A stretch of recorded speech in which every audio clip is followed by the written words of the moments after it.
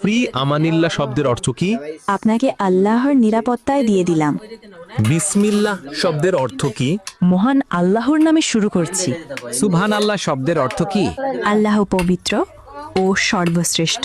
মাশাআল্লাহ শব্দের অর্থ কি? মহান আল্লাহ যেভাবে চেয়েছেন। আস্তাগফিরুল্লাহ শব্দের অর্থ কি? মহান আল্লাহর কাছে ক্ষমা চাই।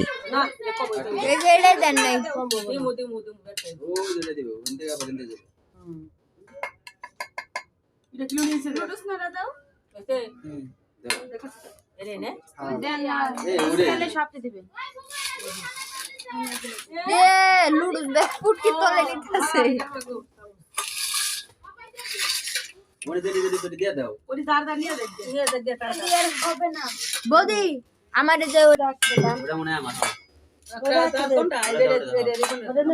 আরেকটা